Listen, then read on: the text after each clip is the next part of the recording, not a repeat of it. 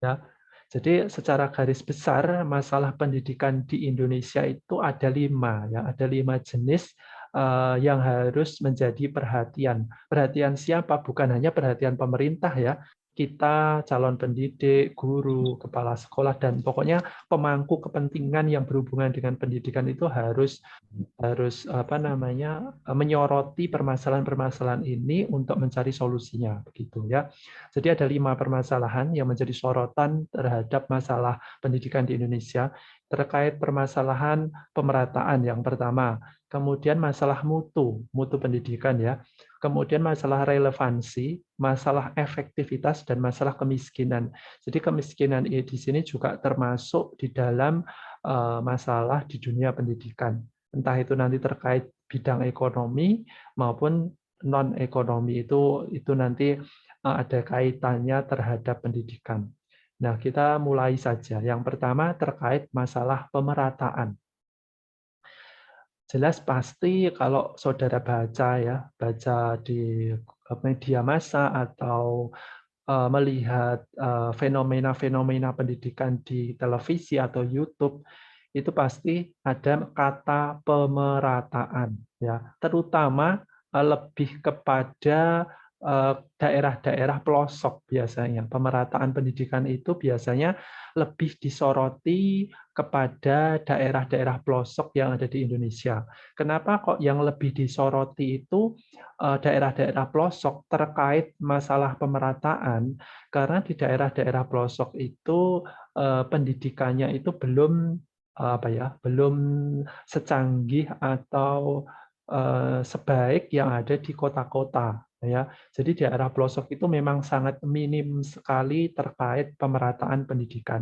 Bahkan ada yang tidak sekolah sama sekali, sehingga hal ini menjadi sorotan media massa dalam hal pemerataan pendidikan seperti itu.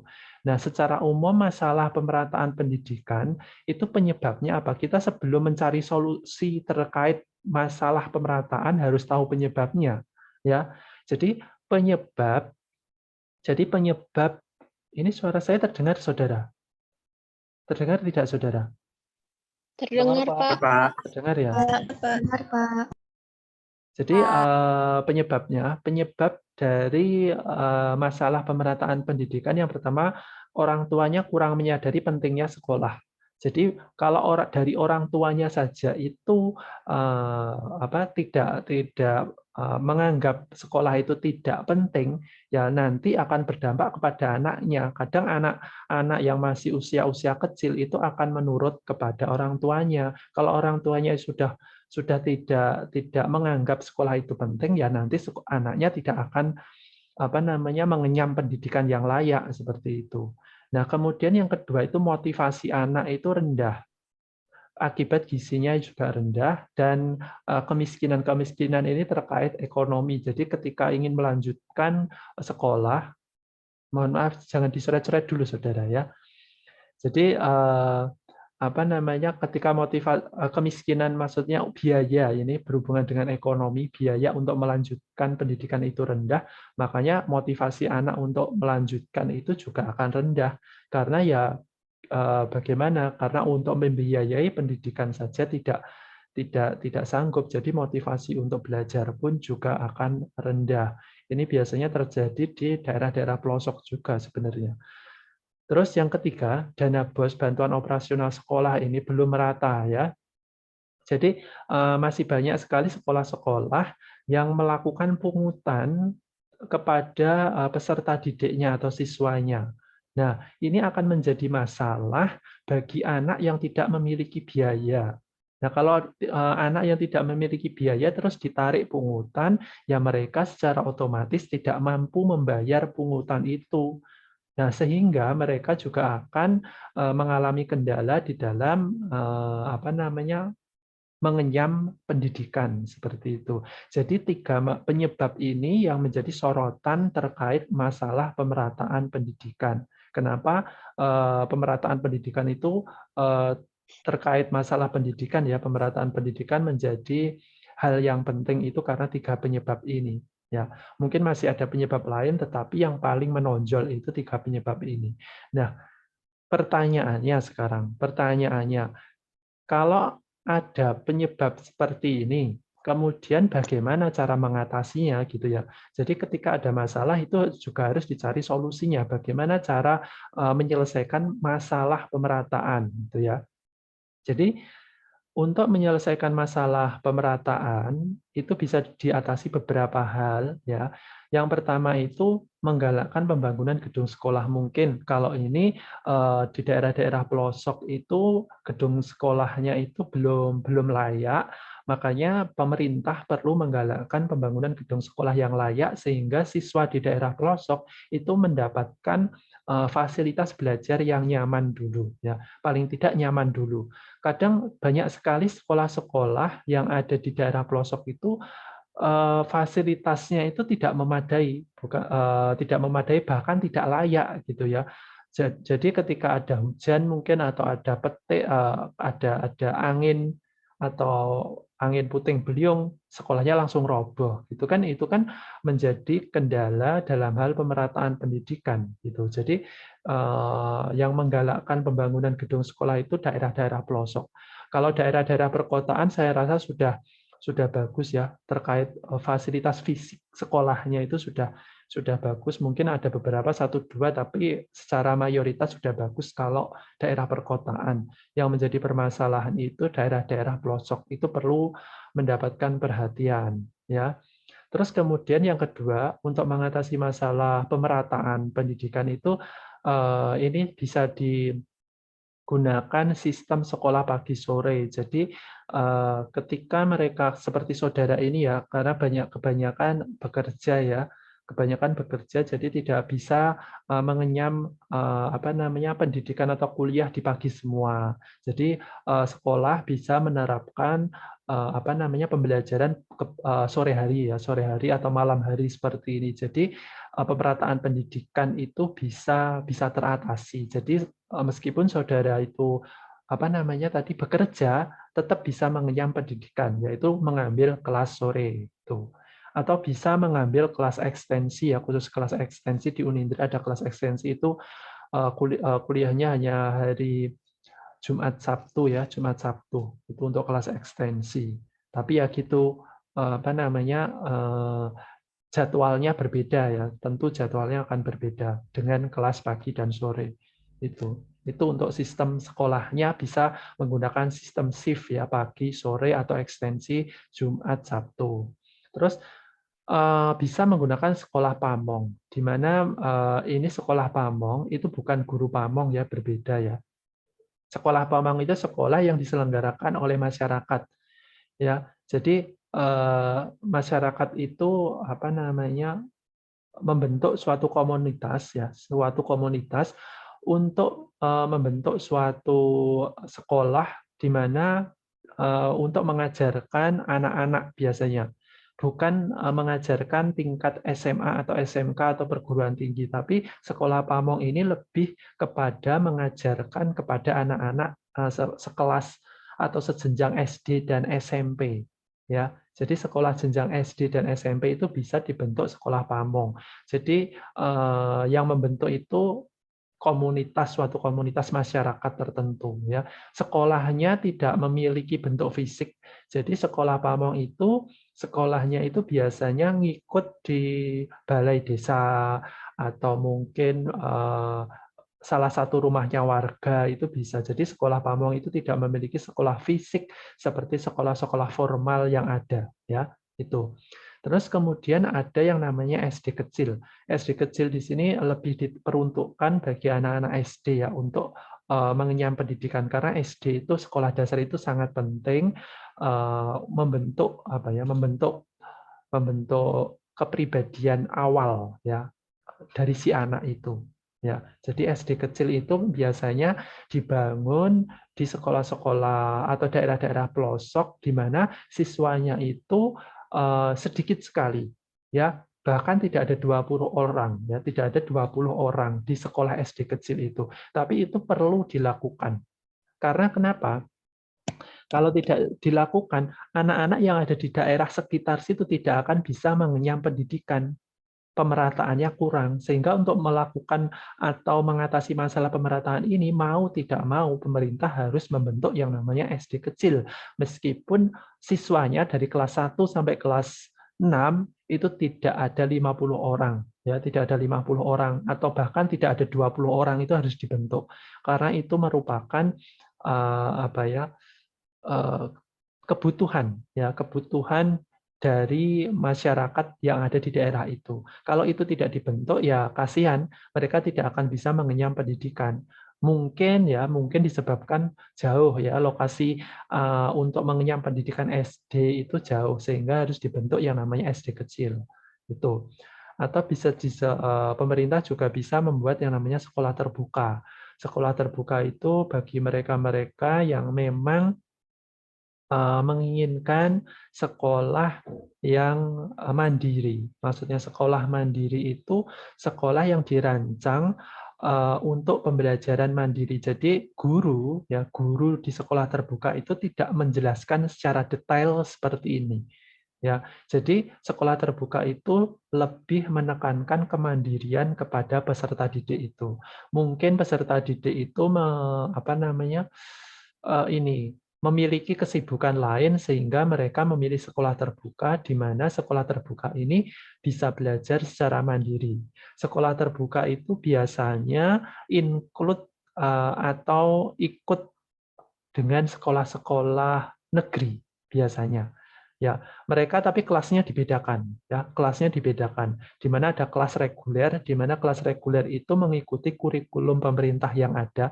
Jadi guru itu menjelaskan, guru itu memberikan motivasi, guru itu sebagai fasilitator itu ada di kelas reguler, sekolah reguler, ya. Kalau sekolah terbuka itu guru tidak menjelaskan secara detail. Jadi siswanya itu hanya diberikan modul itu ya sudah, silakan dipelajari sendiri gitu.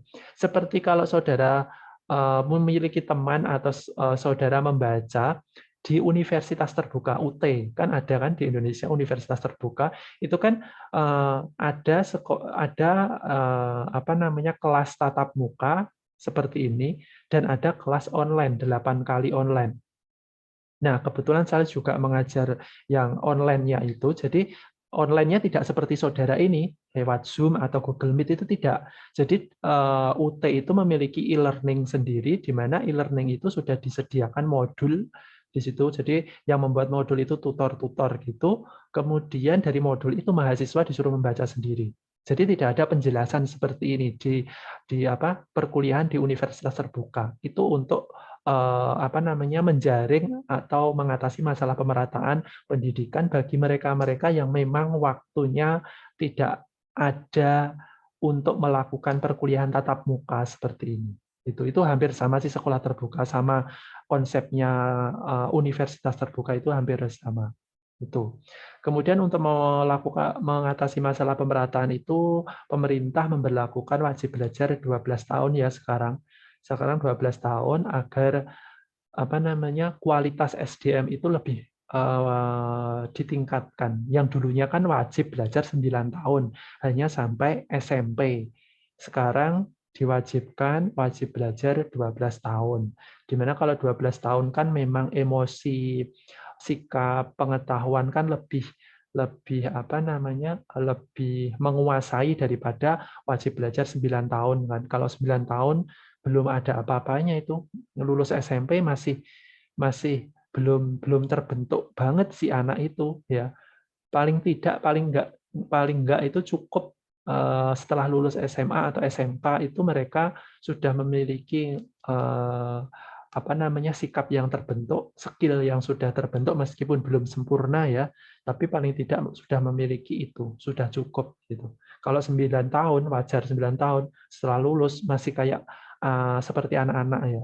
Jadi belum bisa dikatakan matang dalam hal emosi maupun keterampilan. Jadi untuk mengatasi pemerataan itu salah satunya wajib belajar 9 tahun.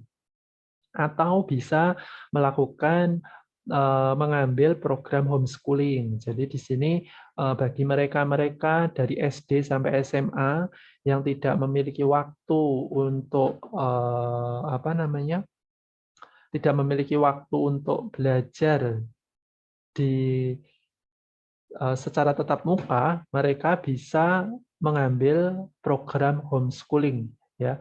Ketika mereka mengambil homeschooling, ya belajarnya fleksibel banget belajarnya. Jadi bisa dilakukan dimanapun tanpa harus ada tanpa siswa itu harus datang di suatu tempat. Itu namanya homeschooling. Biasanya lebih kepada ini sih anak-anak artis gitu ya. Jadi mereka itu sibuk ya, mungkin mengikuti jejak karir orang tuanya jadi artis sehingga sibuk bekerja, sibuk berprofesi, makanya dia mengambil yang namanya program homeschooling gitu. Itu tetap diakui di Indonesia, tetap diakui homeschooling. Bukan artian tidak diakui, tetap diakui. Terus atau bisa melakukan kejar paket C, misalkan usianya tidak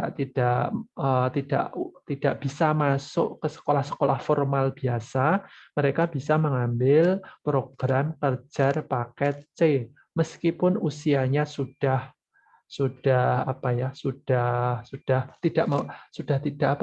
dewasa atau melebihi dewasa, itu bisa mengikuti program kejar paket ya, paket A untuk SD, paket B untuk SMP, paket C untuk SMA. Kejar paket untuk kuliah ada, Pak? Tidak ada. Ya, kejar paket untuk sekolah, untuk pendidikan universitas tidak ada. Kalau universitas saudara ingin ingin lanjut setelah lulus dari pendidikan SMA atau SMK, tapi sudah terbentur usia, maka universitas itu masih bisa menerima saudara, tapi biasanya lebih banyak di universitas-universitas swasta. Kalau universitas swasta masih bisa menerima semua usia. Kalau universitas negeri biasanya memang dibatasi oleh usia atau tahun lulus. Makanya mereka-mereka yang usianya sudah tidak sesuai atau sudah melebihi batas normal, itu mereka biasanya lebih memilih ke universitas swasta yang bisa menerima dari segala usia, gitu ya. Tapi untuk kejar paket itu dilakukan atau digunakan untuk mereka yang ada di jenjang SD, SMP, SMA. Kalau di universitas tidak ada kejar paket. Saudara harus kuliah 4 tahun ya 4 tahun, 3 tahun ya 3 tahun. Itu kalau di universitas.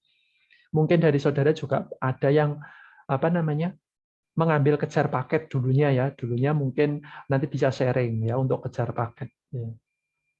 Itu untuk mengatasi masalah pemerataan. Kemudian masalah yang kedua terkait pendidikan itu masalah mutu ya. Ini yang menjadi momok sebenarnya, menjadi selain pemerataan. Kalau pemerataan itu masih ditunda-tunda itu bisa ya solusinya. Tapi kalau masalah mutu itu sebenarnya tidak bisa. Karena masalah mutu pendidikan itu berhubungan dengan kualitas. Jadi kualitas dari pendidikan itu sendiri, sehingga dampaknya nanti terhadap lulusan. Lulusan ini bisa terserap di pasar tenaga kerja apa tidak, itu terkait masalah mutu. Nah, di Indonesia itu ini yang menjadi sorotan juga, masalah mutu pendidikan. Banyak sekali lulusan-lulusan, entah itu lulusan dari jenjang pendidikan manapun, itu pasti mengalami masalah yang namanya masalah mutu. Jadi ketika dia sudah lulus, dia itu nganggur gitu loh, nganggur tidak melakukan apapun gitu. Itu yang dinamakan masalah mutu di dalam dunia pendidikan. Pak, lah kalau misalkan setelah lulus kemudian berwirausaha, itu tidak menjadi masalah ya saudara, karena ada kegiatan produktif di situ. Yang dimaksud masalah mutu di sini, ketika saudara lulus, saudara tidak melakukan apa-apa. Sudah. Ketika saudara tidak melakukan apa-apa, itu menjadi masalah mutu bagi pendidikan Indonesia. Kalau saudara setelah lulus, saya tidak ingin bekerja, saya ingin bebas, saya membuka usaha sendiri, itu namanya produktif. Itu bukan dikatakan masalah mutu. Masalah mutu itu ketika saudara lulus, saudara tidak melakukan apa-apa, tidak produktif, sehingga menjadi menjadi masalah tersendiri bagi dunia pendidikan, seperti itu. Nah, ini menurut penelitian ya, survei dari US News and World Report itu mengatakan bahwa pendidikan Indonesia itu menempati peringkat 55 ya dari 73 negara di dunia. Ya. Jadi kalau kita lihat 55 peringkat 55 dari 73 negara di dunia itu ya masih dikatakan rendah ya ini, masih dikatakan rendah peringkat 55 ini. Ini di tahun 2021 saat ini. Ya, di tahun 2021 saat ini sehingga di sini menjadi sorotan peringkat 55 itu bagaimana caranya agar naik gitu ya, agar naik menjadi peringkat yang lebih baik lagi seperti itu. Bukan hanya kuantitas tapi kualitas juga harus diperhatikan. Ya, kualitas apa? Kualitas mutu setelah dia lulus seperti itu. Nah, sebelum mengatasi masalah mutu kita harus tahu dulu terkait penyebabnya apa sih kok terjadi mutu pendidikan itu rendah gitu ya. Jadi penyebab mutu pendidikan itu rendah karena yang pertama rendahnya mutu input dari peserta didik. Ya, kita tahu, kita flashback ke belakang. Di mana sistem pendidikan itu terdiri dari input, proses dan output. Nah, di bagian input paling awal ini kan peserta didik yang minggu-minggu kemarin saya jelaskan. Input itu berhubungan dengan peserta didik, di mana peserta didik ini inputnya sudah rendah, gitu loh.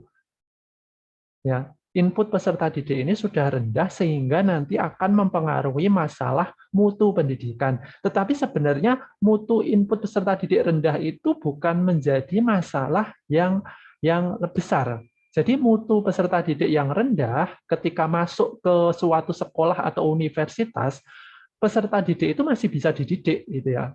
Masih bisa dididik, masih bisa diajar, masih bisa didorong untuk mengasah keterampilannya, itu tidak masalah sebenarnya. Ya, tidak begitu dipermasalahkan terkait masalah peserta didik mutunya yang rendah. Karena memang kan kita sekolah kan tujuannya biar pinter. Kita sekolah tujuannya biar keterampilan kita itu biar meningkat dari yang sebelumnya mungkin sebelumnya belum begitu baik. Ketika kita sekolah atau kuliah itu kan harapannya mutu kita atau kualitas kita kan menjadi lebih baik seperti itu. Jadi sebenarnya peserta didik masuk ke sebuah sekolah, peserta didik masuk ke sebuah universitas, ya memang mereka membutuhkan skill-skill tertentu. Jadi mereka dianggap rendah, tapi bukan rendah sekali ya. Rendah dalam artian memiliki basic dulu, sudah memiliki basic. Nah, basic inilah yang harus dikembangkan, harus ditingkatkan oleh lembaga pendidikan itu gitu loh. Nah, di sini yang menjadi sorotan seharusnya masalah gurunya ya. Gurunya itu tenaga pendidiknya itu harus diarahkan bagaimana caranya mengajarkan peserta didik yang memiliki mutu yang rendah ini agar mereka menjadi peserta didik yang berkualitas seperti itu. Jadi di sini peran guru yang menjadi sorotan sebenarnya. Bagaimana cara guru itu mengajarkan kepada peserta didiknya? Bagaimana guru itu mengajarkan keterampilan kepada peserta didiknya? Ya, jadi ketika peserta didik itu masuk ke sebuah lembaga pendidikan, kemudian dia diproses, gurunya inilah yang menjadi peran utama sebenarnya peran utama bagi peserta didik itu untuk mengatasi masalah mutu pendidikan, di mana nanti ketika peserta didik itu lulus, maka siap bersaing di pasar tenaga kerja gitu ya. Itu. Terus yang ketiga, rendahnya semangat bersaing. Nah, di sini saya rasa ini di Indonesia itu semangat untuk bersaing itu masih belum begitu berkobar gitu ya.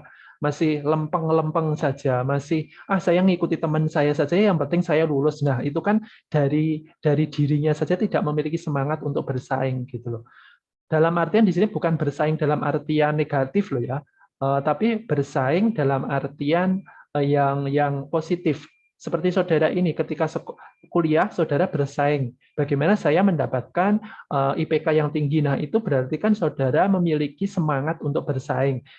Itu merupakan satu kunci utama ketika nanti saudara lulus, kemudian saudara itu sudah memiliki jiwa bersaing itu seperti apa gitu ya. Jadi bukan artian bersaing dalam arti negatif. Di sini bersaing dalam arti yang sportif ya, sportif. Sehingga kalau saudara itu mampu semangat untuk bersaing sehingga saudara mampu menjawab tantangan dan peluang yang ada. Tantangannya apa, peluangnya apa, saudara bisa merangkul itu semua. Jadi tidak lempeng saja. Saya ngikuti teman saya sajalah yang penting lulus gitu. Nah, itu kan lempeng sebenarnya. Kalau peserta didik yang memiliki semangat untuk bersaing, itu juga mereka akan nanti setelah lulus itu juga akan bersaing, ya. Maksudnya mampu bersaing gitu, tidak mengikuti arus yang ada, gitu ya. Itu terkait penyebab masalah mutu pendidikan yang rendah, ya. Nah, dari penyebab-penyebab itu kemudian bagaimana cara mengatasinya? Nah, itu. Cara mengatasinya untuk mutu pendidikan itu perlu meningkatkan kualitas dan ini kuantitas ya, maaf salah. Peningkatan kuantitas dan kualitas sarana prasarana, jelas. Karena kita kan ketika kita belajar itu kan juga membutuhkan alat-alat praktek mungkin. Kalau yang di teknik, kalau yang di kedokteran mungkin membutuhkan yang namanya jenazah untuk melakukan praktek juga. Itu kan juga salah satu upaya untuk mengatasi mutu pendidikan ketika nanti mereka lulus, mereka dapat melakukan apa yang telah mereka pelajari. Kalau seperti saudara ini di ekonomi, pendidikan ekonomi yang nantinya ingin output-nya menjadi pendidik, ya berarti harus ada sarana yang mendukung bagaimana saudara nanti ketika lulus siap menjadi pendidik. Nah, sarana apa Pak yang dibutuhkan ketika menjadi pendidik itu? Misalkan saudara diajarkan kalau ketika seperti ini ya, Zoom seperti ini kan ini membelajarkan saudara mengoperasikan Zoom. Oh, saya masuk Zoom itu seperti apa? Nanti ketika saudara mengajar itu tidak bingung, ya tidak bingung, tidak canggung. Wah, saya mau ini gimana ini? Saya masuk Zoom ini kok tidak bisa. Nah, itu kan berarti saudara tidak menguasai sarana yang ada gitu ya. Salah satunya caranya ya kalau saudara nanti menjadi guru ya zaman sekarang pembelajarannya berbasis teknologi, saudara juga harus mampu itu menguasai teknologi pembelajaran itu ya kayak Zoom, Google Meet, terus membuat PPT, apalagi melakukan presentasi seperti ini itu juga harus paham gitu ya. Cara share screen itu bagaimana itu juga harus paham. Itu salah satu sarana prasarana yang harus dikuasai oleh calon-calon pendidik. Berbeda nanti calon-calon teknik ya itu berbeda lagi ya. Jadi peningkatan kuantitas dan kualitas sarana itu disesuaikan dengan bidang keilmuan kita. Ya, kalau misalkan ekonomi kan saudara juga ekonomi ya, kita kan di ekonomi pendidikan ekonomi. Misalkan saudara harus bisa mengoperasikan yang namanya software akuntansi, misalkan Mayop, Spreadsheet gitu ya, Zahir gitu. Itu saudara juga harus paham seperti itu. Bukan hanya teorinya saja melakukan pencatatan di buku besar, tapi juga saudara bagaimana mampu memasukkan data-data transaksi akuntansi ke dalam software akuntansi itu. Nah, itu kan menjadi sarana ya, itu termasuk sarana prasarana kan untuk menunjang saudara nanti bekerja misalkan di perusahaan yang berhubungan dengan bagian keuangan seperti itu. Itu termasuk kuantitas dan kualitas sarana prasarana disesuaikan dengan bidang keilmuan. Itu. Terus yang kedua, mengatasi masalah mutu pendidikan ketika lulus biar tidak kaget atau siap bertempur di pasar dunia kerja itu harus adanya perbaikan kurikulum. Ya, perbaikan kurikulum yang ketika saya zaman sekolah ya itu kurikulum yang saya pakai itu kurikulum KBK namanya, kurikulum berbasis kompetensi. Terus kemudian berubah lagi menjadi kurikulum KTSP, kurikulum tingkat satuan pendidikan. Kemudian yang terbaru sekarang kurikulum 2013. Nanti akan ada perubahan lagi kurikulum itu. Saya baca berita itu akan ada kurikulum di 2020. Tapi sifatnya itu tidak memaksa. Jadi kurikulum di 2020 itu pemerintah menerapkan yang akan datang itu terserah. Sekolah mau menerapkan terserah, sekolah tidak mau menerapkan juga terserah. Jadi diberikan kebebasan kepada sekolah itu untuk menerapkan kurikulum 2022 itu. Tapi kita tunggu saja. Saya juga belum begitu belum mengerti lah ya, belum mengerti isi dari kurikulum 2022 itu seperti apa. Karena belum ada edaran Juknis terkait teknis kurikulum 2022 itu seperti apa, belum keluar. Cuman masih berita saja, masih wacana saja. Tapi rencananya ada. Itu perbaikan kurikulum itu penting karena untuk menghadapi tantangan zaman yang semakin berubah. Kalau kita mau memakai kurikulum yang lama terus, maka ya pendidikan akan berpedoman pada kurikulum yang lama itu, padahal zamannya semakin berubah dan kurikulum yang lama itu tidak sesuai dengan tuntutan zaman, makanya kurikulum itu harus dirubah, gitu loh. Ya, kurikulum itu harus dirubah ya karena untuk menjawab tantangan zaman yang semakin berubah, tidak menentu, sehingga ya kurikulum berubah itu wajar sebenarnya wajar. Tetapi ketika kurikulum itu berubah, pemerintah itu seharusnya yang melihat ke bawah, bagaimana caranya saya mensosialisasikan perubahan kurikulum ini kepada sekolah-sekolah, kepada universitas-universitas. Tidak hanya mengetok palu, kurikulumnya berubah, tapi tanpa adanya sosialisasi. Ya, yang di bawahnya bingung, guru-gurunya bingung, dosen-dosennya bingung, mau ngapain, kayak gitu ya. Jadi perbaikan kurikulum tetap harus dilakukan untuk mengatasi masalah mutu pendidikan, tetapi perubahan kurikulum itu juga harus diperhatikan bagaimana cara mensosialisasikan kepada sekolah-sekolah, kepada universitas-universitas. Karena Indonesia itu kan wilayahnya luas ya, tidak hanya di Jakarta saja. Di pelosok-pelosok desa, di pelosok-pelosok luar Pulau Jawa itu banyak sekali sekolah. Nah, bagaimana caranya mensosialisasikan itu gitu loh. Jadi tidak hanya mengetok palu kurikulumnya berubah, tapi juga harus memperhatikan sosialisasinya itu gitu. Itu terkait perbaikan kurikulum untuk mengatasi mutu pendidikan. Terus yang ketiga, meningkatkan kualitas pelaku didik. Pelaku didik itu seperti siapa sih? Guru sekolah, tenaga kependidikan itu perlu ditingkatkan kualitasnya ya. Karena kenapa harus ditingkatkan? Karena yang mengajar keterampilan, yang mengajar pengetahuan, yang mengajarkan sikap itu ya mereka ini guru sekolah, tenaga pendidik itu yang mengajarkan mereka mengajarkan peserta didik itu terkait pengetahuan, keterampilan, dan sikap. Makanya kualitas dari si pendidik ini juga harus dibenahi gitu ya, untuk mengatasi masalah mutu pendidikan gitu. Nah, kalau misalkan gurunya mengajarkannya hanya itu saja, kan nanti lulusannya itu tidak akan mampu menjawab tantangan pasar tenaga kerja itu gitu loh. Jadi sebagai pendidik pun harus update dan keupdateannya ini disampaikanlah kepada peserta didik. Atau mungkin kalau guru tersebut memiliki keterampilan tertentu ya bisa diintegrasikan terhadap bidang keilmuannya itu gitu. Ya, jadi kualitas dari pelaku didik ini harus ditingkatkan untuk mengatasi mutu pendidikan itu. Kemudian yang keempat, untuk mengatasi masalah mutu pendidikan terkait akreditasi. Ya, akreditasi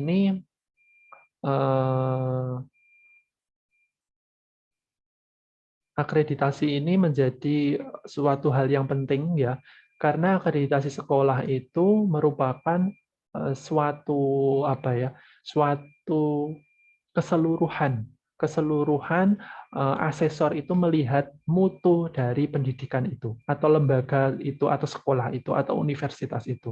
Jadi ketika akreditasi sekolah itu dari BAN PT, ya BAN PT itu asesor dari sekolah-sekolah, universitas-universitas, itu melihat standar kompetensi lulusannya bagaimana, isi pembelajaran bagaimana, proses pembelajaran bagaimana, penilaian yang dilakukan apakah sesuai, tenaga pendidiknya itu apakah sesuai dengan bidang keilmuannya atau tidak, sarana prasarannya mendukung atau tidak, pengelolaan pembiayaannya itu sesuai dengan pos-posnya atau tidak, itu akan dilihat semua. Nah, dengan adanya akreditasi sekolah ini, dengan melihat komponen-komponen ini, maka mutu pendidikan itu akan bisa diatasi. Kalau si asesor itu yang tugasnya menilai sekolah-sekolah, menilai universitas melalui akreditasi sekolah, nama kegiatannya akreditasi sekolah, itu akan melihat komponen-komponen ini. Dari melihat komponen-komponen ini akan ketahuan, oh sekolah ini atau universitas ini kelemahannya di mana sih, gitu.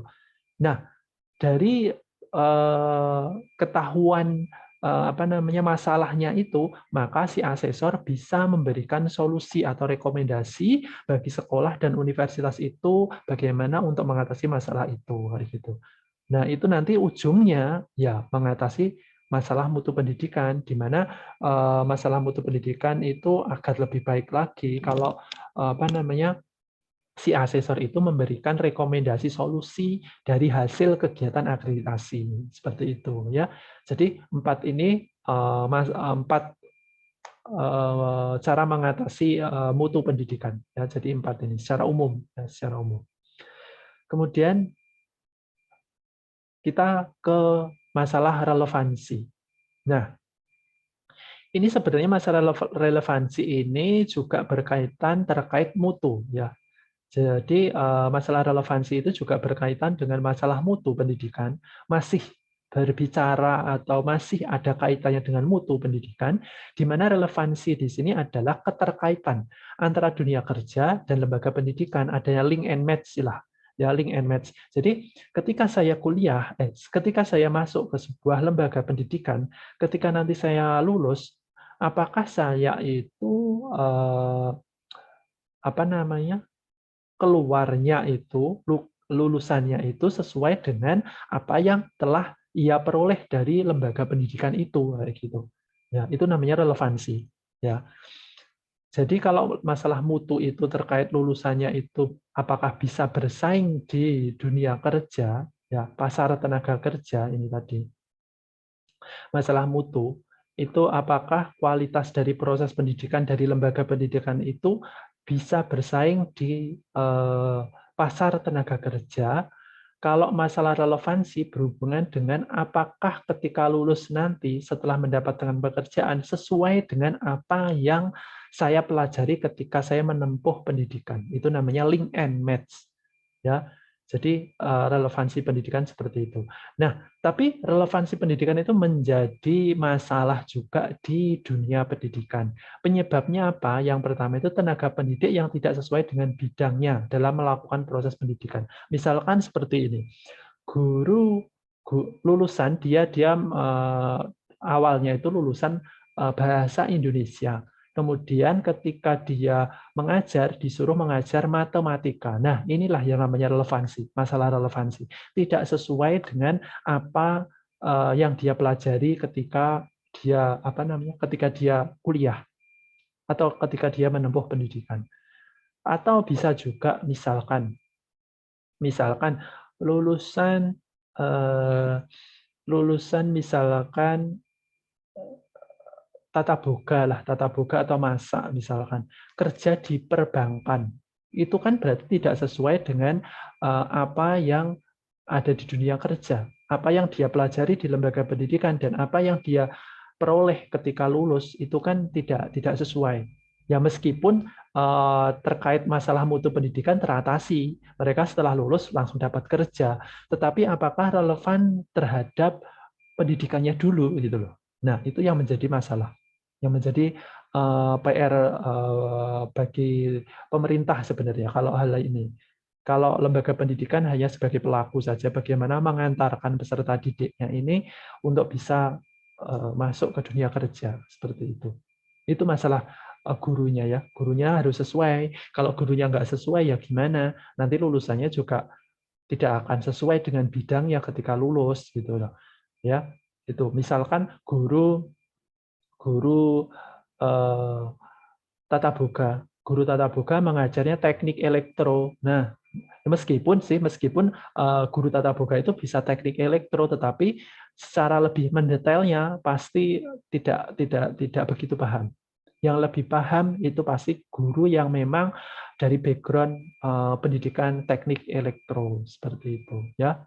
Terus yang kedua, penyebab kedua masalah relevansi itu tidak ada keterkaitan antara lembaga pendidikan dan pasar tenaga kerja. Jadi antara lembaga pendidikan seperti sekolah atau universitas itu tidak ada kaitannya dengan dunia industri atau dunia kerja atau dunia pasar tenaga kerja yang ada di masyarakat gitu. Seharusnya antara lembaga pendidikan dan dunia industri atau pasar tenaga kerja itu saling match. Saling match itu bagaimana? Ya bisa dilakukan dengan berbagai cara. Misalkan antara lembaga pendidikan dan dunia industri melakukan kerjasama. Ketika nanti ada lulusan dari lembaga pendidikan ini bisa terserap di industri tersebut sesuai dengan apa yang mereka pelajari ketika mengikuti proses pendidikan seperti itu. Terus kurikulumnya yang kurang praktis di sini tidak sesuai dengan perkembangan atau tuntutan zaman ya, makanya kurikulumnya terus dirubah dan 2022 itu juga akan dirubah lagi ya. Tapi belum tahu ya konsepnya kurikulum 2022 itu seperti apa belum tahu ya. Itu masalah relevansi pendidikan. Tuh. Kemudian solusinya apa? Nah, untuk mengatasi masalah relevansi pendidikan itu yang pertama melakukan yang namanya link and match ya, seperti saya katakan tadi, di mana antara lembaga pendidikan dan dunia industri itu harus saling bekerja sama. Kalau saling bekerja sama itu tidak bisa mengharapkan pemerintah. Pemerintah itu hanya bisa memfasilitasi. Yang bisa melakukan kerjasama, negosiasi ya antara lembaga pendidikan dan dunia industri itu. Gitu. Seperti di Unindra. Di Unindra ini, karena Unindra ini termasuk LPTK, ya, Lembaga Pendidikan dan Tenaga Kependidikan, makanya banyak melakukan kerjasama dengan sekolah-sekolah. Gitu. Karena LPTK, tapi ada beberapa yang memang melakukan kerjasama dengan industri, tapi tidak sebanyak melakukan kerjasama dengan sekolah-sekolah. Jadi Unindra itu melakukan kerjasama dengan beberapa sekolah di wilayah Jabodetabek. Ketika nanti ada praktek, ada lulusan, sekolah-sekolah ini bisa siap menampung lulusan dari Unindra itu sendiri.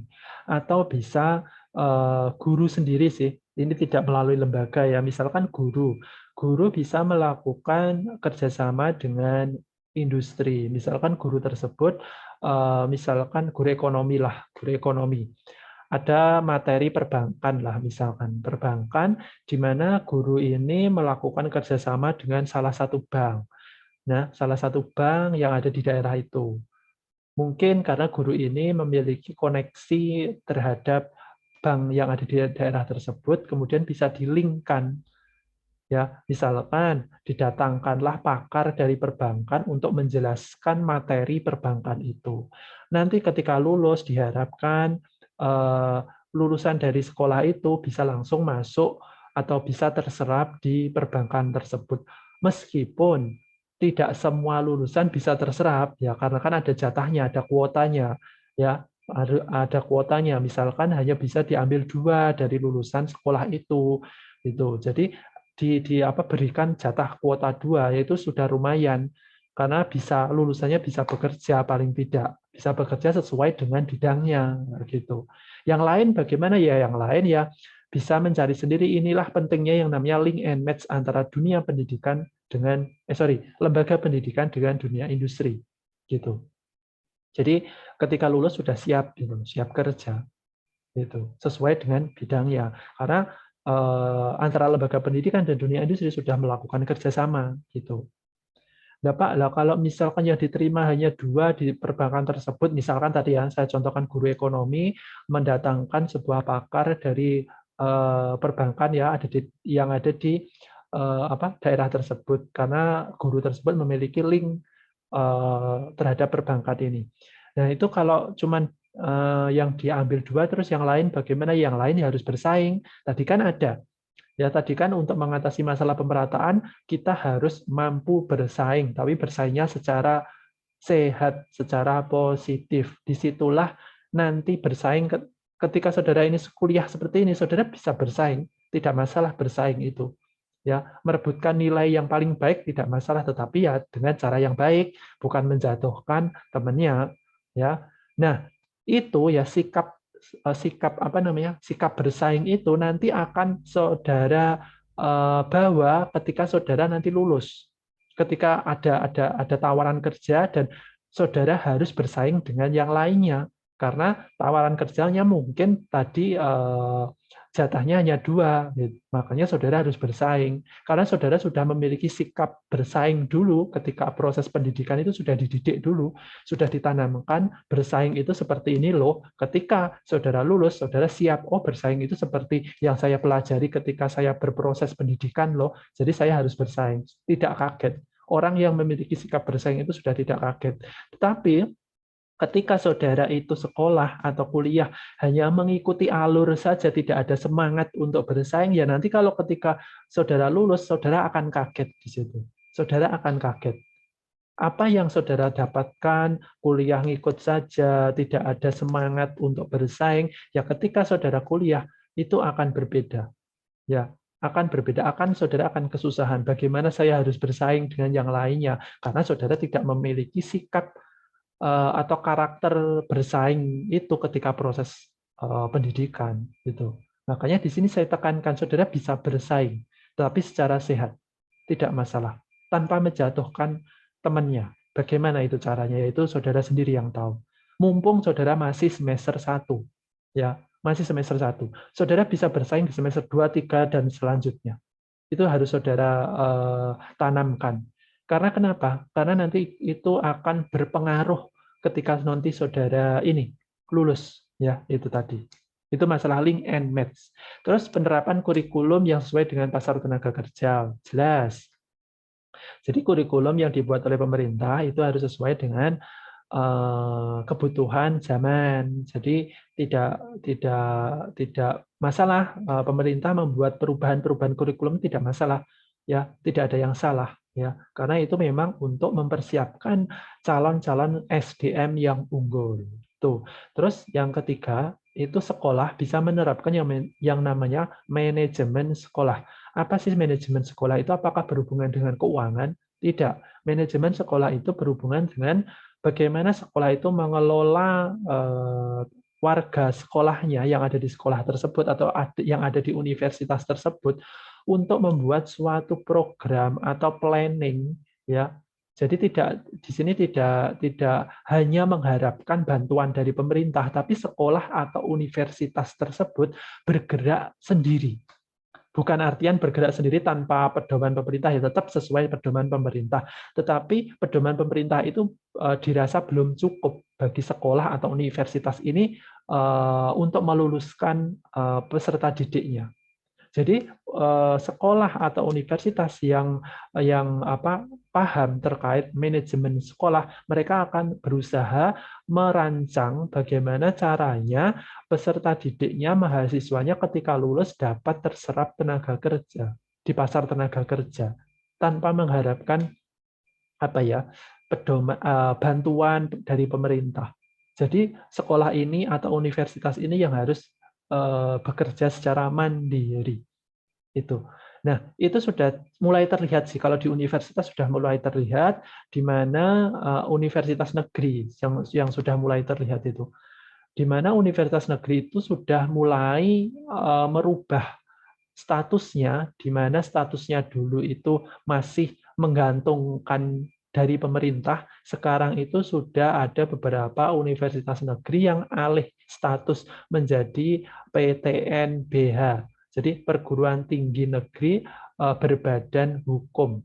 Jadi berbadan hukum di sini sudah melakukan semuanya secara mandiri, tapi statusnya tetap negeri. Tetapi ketika merekrut dosen, merekrut mahasiswa, itu mereka sudah tidak begitu sudah tidak begitu menghiraukan aturan dari pemerintah. Tetap sesuai pemerintah, tetapi tidak 100% menerapkan apa yang pemerintah lakukan. Jadi mereka memiliki memiliki pola sendiri, memiliki rancangan sendiri bagaimana merekrut dosen, bagaimana merekrut mahasiswa. Itu mereka sudah paham. Bagaimana mereka itu bekerja sama dengan lembaga-lembaga atau dunia industri sehingga ketika lulusannya ini lulus, ya mahasiswanya ini lulus, maka siap kerja seperti itu.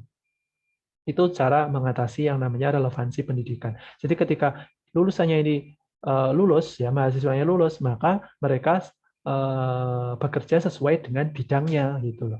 Kan relevan apa yang mereka dapatkan dari sekolah atau kuliah, terus kemudian dia bekerja sesuai dengan bidangnya, itu relevan gitu. Relevan apa yang dia pelajari di proses pendidikan itu. Itu untuk mengatasi masalah relevansi. Kemudian masalah yang efektivitas. Sekarang masalah efektivitas. Kalau relevansi tadi masalah terkait lulusan apakah sesuai dengan bidangnya.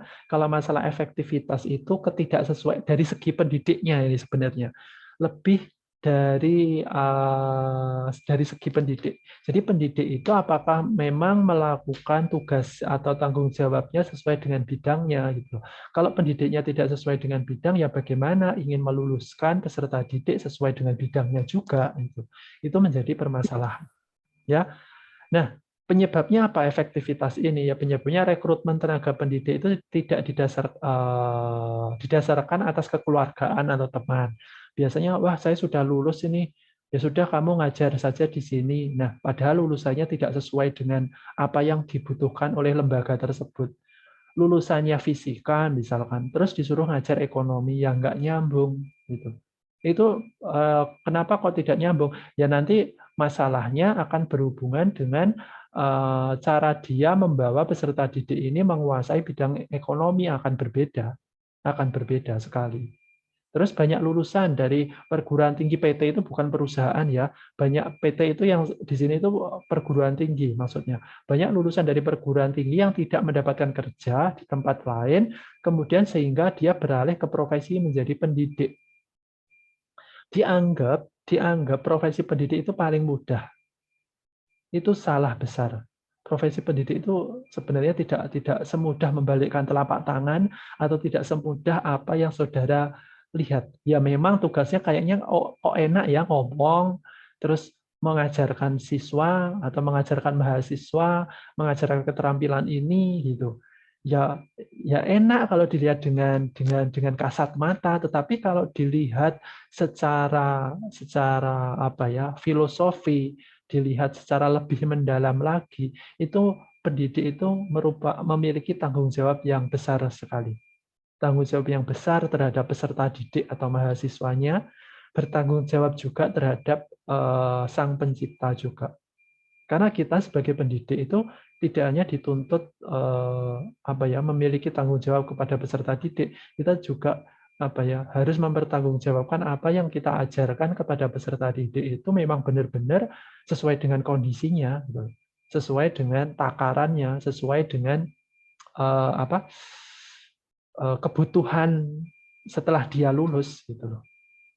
Itu tanggung jawab dari profesi pendidik. Makanya banyak sekali dari lulusan dari perguruan tinggi kemudian tidak mendapatkan kerja atau sulit bersaing di pasar tenaga kerja, kemudian dia beralih ke profesi pendidik.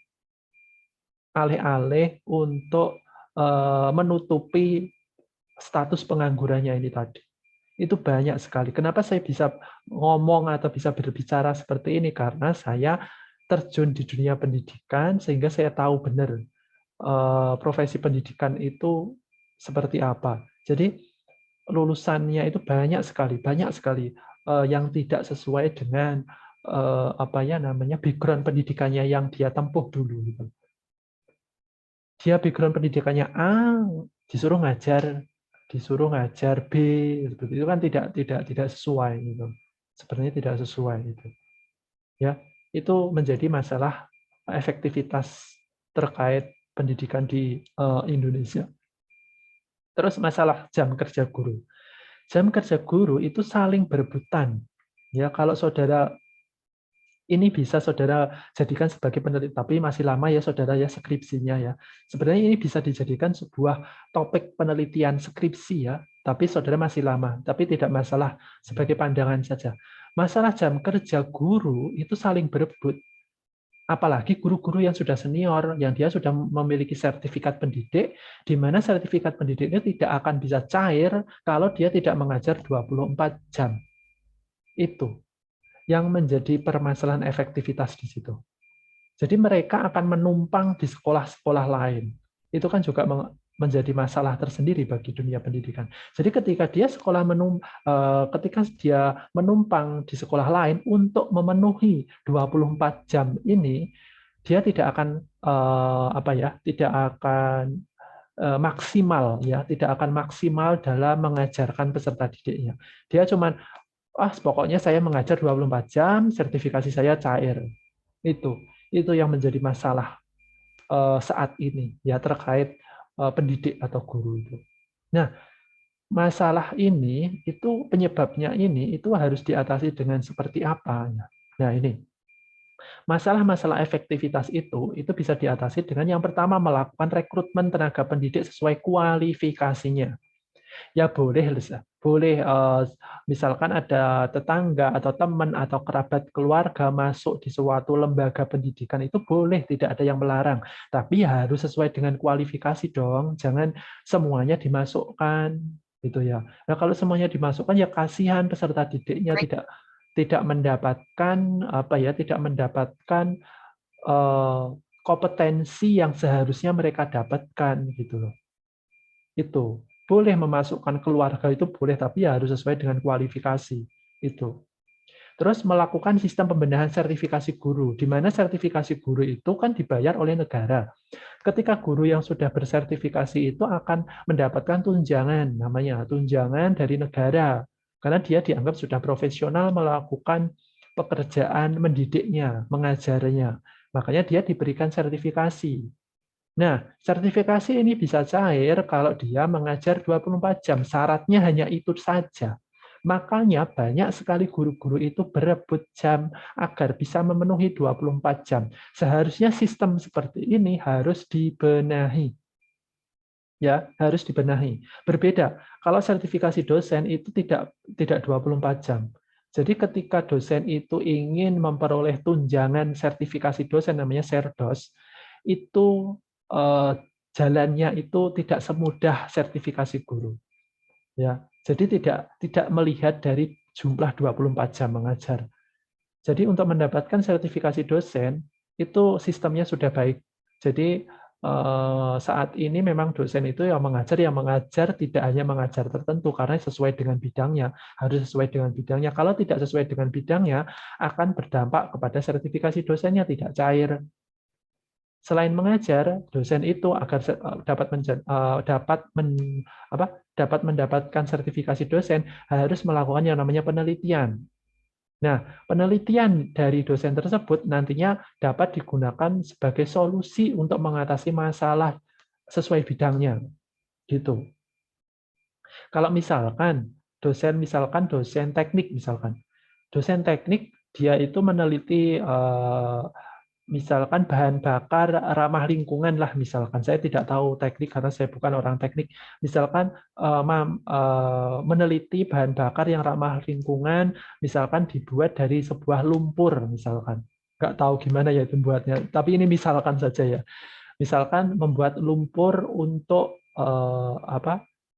membuat bahan bakar ramah lingkungan. Jadi misalkan lumpur itu dimanfaatkan, diteliti itu lumpur. Proses penelitian ini kalau jadi dilihat efektivitasnya, bisa ini digunakan sebagai solusi untuk mengatasi permasalahan polusi udara yang ada saat ini. Gitu. Nah, itu lebih berat sebenarnya, lebih berat untuk mencairkan mencairkan tunjangan sertifikasi dosen itu daripada guru. Kalau guru cuma 24 jam saja ngajar sudah cair, bisa cair. Kalau dosen tidak bisa. Dosen tidak ada jamnya, tidak ada batas jam-jam. Dosen itu maksimal mendapatkan kelas 6 kelas saja, udah. 6 kelas saja itu maksimal. Kalau guru harus 24 jam. 24 jam itu bisa 12 kelas. Ya. Itu bayangkan itu ngajar 12 kelas itu wah, berat itu, berat. Kalau saudara lihat ya, karena saudara mungkin belum menjadi tenaga pendidik, itu berat sekali. Ngajar 6 kelas saja, saya ngajar 6 kelas saja itu berat. Berat sekali. Ya, bukan berat semuanya, berat menyiapkan materi, menyiapkan bahan, menyiapkan update data dan lain sebagainya. Menyiapkan update data untuk apa? Ya untuk seperti saya ngomong kayak gini kan saya harus update. Kalau nggak update ya saya nggak mengajar saudara kan percuma ya, percuma. Seperti kurikulum 2022 tadi. Sebelumnya ya saya browsing dulu. Minggu ini saya mengajar terkait masalah pendidikan di Indonesia. Oh, ada kurikulum. Jadi saya harus searching dulu kurikulum apa yang pemerintah akan terapkan saat ini kayak gitu. Saat yang akan datang kayak gitu. Itu saya harus searching dulu. Itu ya masalah sertifikasi guru. Terus kemudian yang kedua, saya kelewat ya, harusnya ke samping dulu ya, tapi tidak masalah. Ya, tidak ini menyebutannya tidak harus urut ya. Terus mendorong tenaga pendidik itu untuk mengambil program penyetaraan pendidikan. Maksudnya bagaimana Pak ini Pak? Program penyetaraan pendidikan. Misalkan kalau tadi sudah direkrut tapi tidak sesuai dengan kualifikasi bidangnya, guru tersebut ya harus melakukan atau mengambil program penyetaraan pendidikan. Misalkan jurusan teknik, terus mengajarnya ekonomi, ya mau nggak mau si guru ekonomi yang awalnya itu keteknikan itu harus mengambil penyetaraan pendidikan di bidang ekonomi seperti itu. Ya, awalnya background pendidikannya guru BK, kemudian mengampu mata pelajaran matematika. Ya, guru BK tersebut harus melakukan program penyetaraan pendidikan guru matematika, ya, agar kualifikasinya itu terpenuhi kayak gitu. Itu ya kebanyakan seperti itu. Terus yang keempat, melakukan supervisi secara berkala. Supervisi itu apa sih? Supervisi itu kayak monitoring lah, monitoring yang dilakukan oleh kepala sekolah atau pengawas sekolah kepada guru kelas atau guru-guru. Ketika guru-guru itu mengajar, itu akan dilihat oleh kepala sekolah, akan dilihat oleh pengawas sekolah bagaimana guru itu mengajarkan kepada peserta didiknya. Itu yang namanya supervisi. Kalau ada kejanggalan dalam melakukan kegiatan pembelajaran, maka kepala sekolah atau pengawas tersebut bisa memberikan solusi, bisa memberikan masukan terhadap guru tersebut. Oh Pak atau Bu, tadi mengajarnya konsepnya salah, seharusnya seperti ini. Nah, itu kan menjadi PR atau solusi bagi guru tersebut untuk kedepannya. Itu namanya supervisi. Itu untuk mengatasi masalah efektivitas pendidikan. Masalah yang terakhir sekarang. Masalah kemiskinan pendidikan. Kemiskinan itu bukan hanya diartikan sebagai ekonomi ya. Jadi kemiskinan di dalam pendidikan itu berhubungan dengan kemiskinan secara fisik dan kemiskinan secara moral. Kemiskinan secara fisik ya memang berhubungan dengan finansial. Ketika orang tuanya itu menganggur, kemudian akan berdampak kepada finansial dan akan berdampak kepada peserta didik tersebut tidak bisa melanjutkan ke jenjang yang lebih tinggi. Itu namanya kemiskinan pendidikan secara fisik, ya. Terus kemiskinan pendidikan itu tidak hanya disoroti dari masalah fisik ekonomi saja, tetapi juga disoroti dari kemiskinan secara moral. Kemiskinan secara moral di sini banyak sekali ya masyarakat sekarang ini. Masih ada narkoba, mengkonsumsi narkoba, korupsi, seks bebas, bullying. Bullying itu tidak baik juga loh ya. Bullying, terus apalagi ya, masalah moral itu. Tidak tanggung jawab, tidak disiplin, itu terkait moral juga. Itu akan menyebabkan yang namanya lost attitude. Lost attitude itu berarti sikapnya itu tidak baik, sikapnya itu rendah. Nah, kalau sikapnya rendah akan berdampak pada generasi berikutnya. Nah, generasi berikutnya itu bagaimana akan memimpin, akan membawa Indonesia menjadi lebih maju lagi ya gitu. Itu semuanya sebenarnya ada hubungannya. Ya, semuanya ada hubungannya. Ya, jadi masalah kemiskinan di sini tidak berbicara hanya masalah dari segi finansial saja, fisik, tapi juga dari segi moral. Indonesia itu masih diterpa ini loh, moral. Apalagi nih, saat ini sedang booming-boomingnya budaya-budaya Barat ini masuk ke Indonesia itu akan kalau tidak apa ya, pendidik tidak menanggulangi itu atau orang tua tidak menanggulangi anaknya terhadap digitalisasi, ya itu akan berpengaruh terhadap peserta didik itu, moral peserta didik. Mungkin dia cara berpakaiannya tidak sesuai dengan budaya Indonesia, atau mungkin mereka itu lebih suka budaya Barat daripada budaya Indonesia, itu kan berhubungan dengan moral nanti. Ya, berhubungan dengan moral yang nanti akan berdampak pada lost attitude itu tadi, rendahnya sikap peserta didik. Kalau peserta didiknya memiliki sikap yang rendah, akan berdampak kepada generasi penerus bangsa. Ya, Indonesia mau dibawa kemana kalau lost attitude saat ini terjadi lost attitude seperti itu. Makanya saat ini memang sedang gencar-gencarnya itu ya moral itu ya, terkait moral. Kalau masalah finansial mungkin masih bisa diatasi ya, karena sekarang ini banyak sekali bantuan dari pemerintah untuk melanjutkan pendidikan yang lebih tinggi, beasiswa, pihak swasta pun juga perusahaan-perusahaan swasta itu juga mengeluarkan dana beasiswa untuk membantu mereka-mereka yang memang kekurangan dana untuk melanjutkan pendidikan yang lebih tinggi.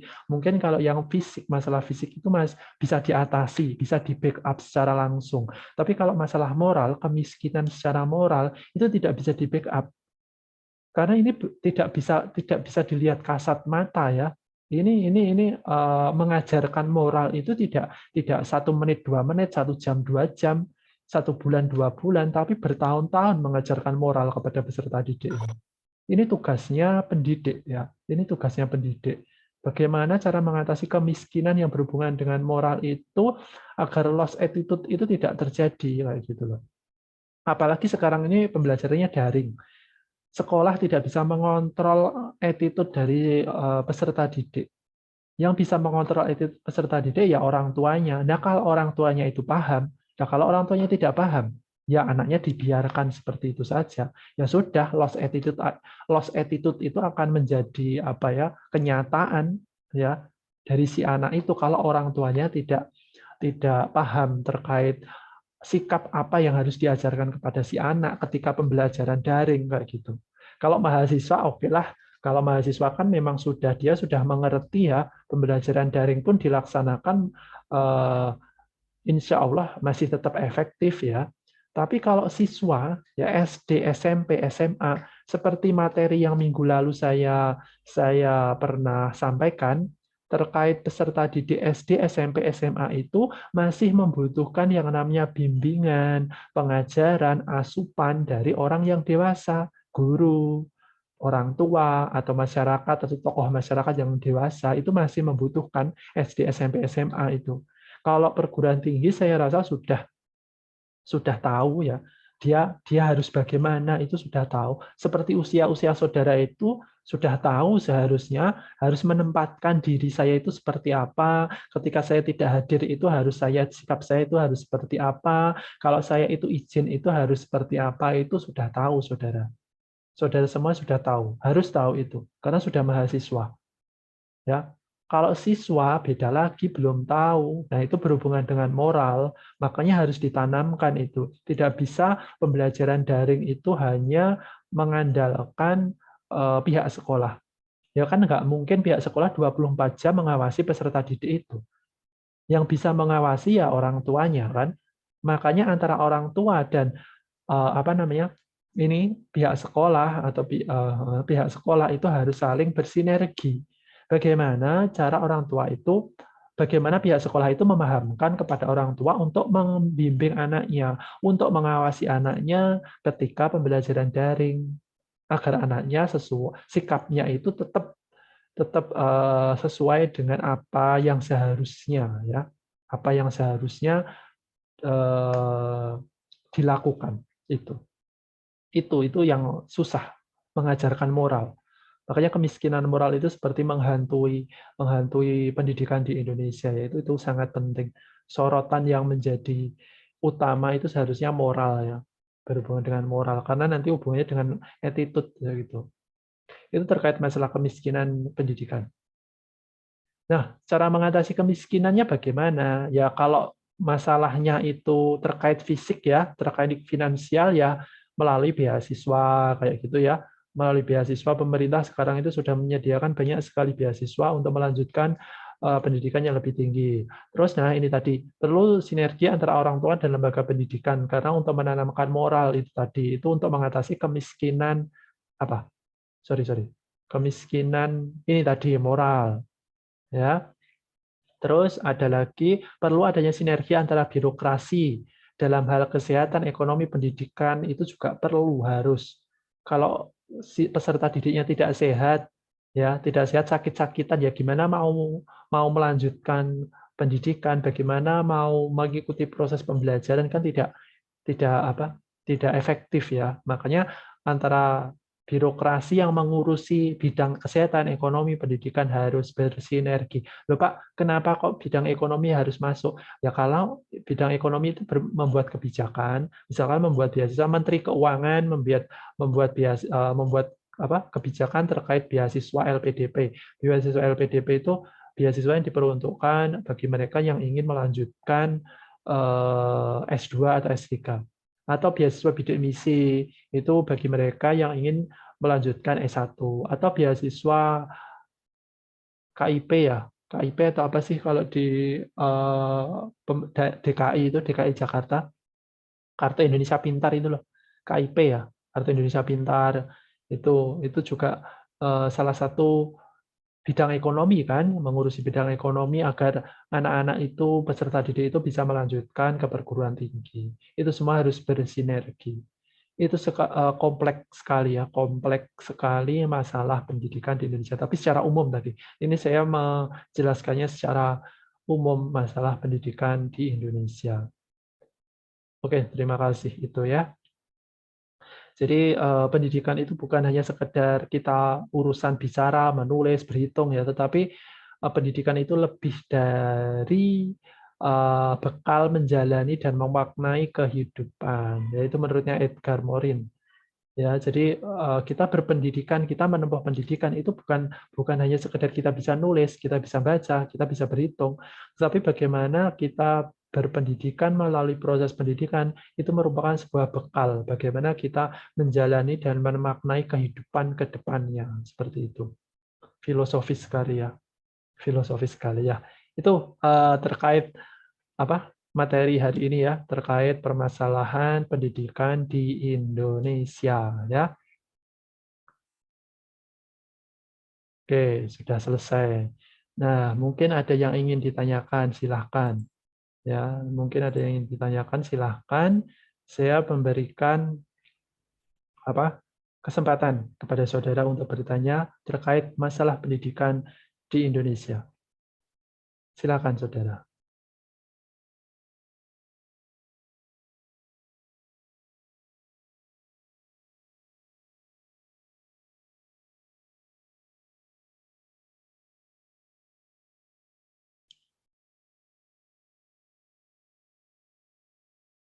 Ya,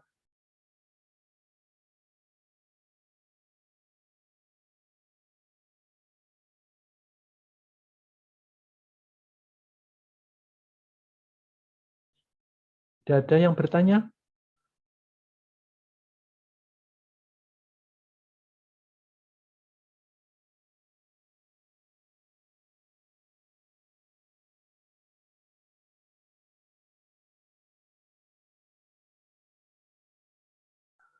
Untuk sementara perkuliahan pertemuan 13 ya. 13 saya akhiri dulu ya.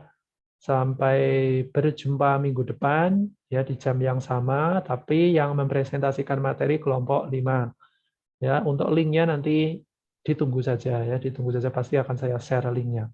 Terima kasih untuk hari ini. Selamat malam, selamat beristirahat saudara. Ya, jangan bosan-bosan ya saudara mendengarkan suara saya ini ya setiap minggu ya, mendengarkan celotehan saya di WA Group. Oke, terima kasih. Saya akhiri ya. Wassalamualaikum warahmatullahi wabarakatuh. Terima kasih.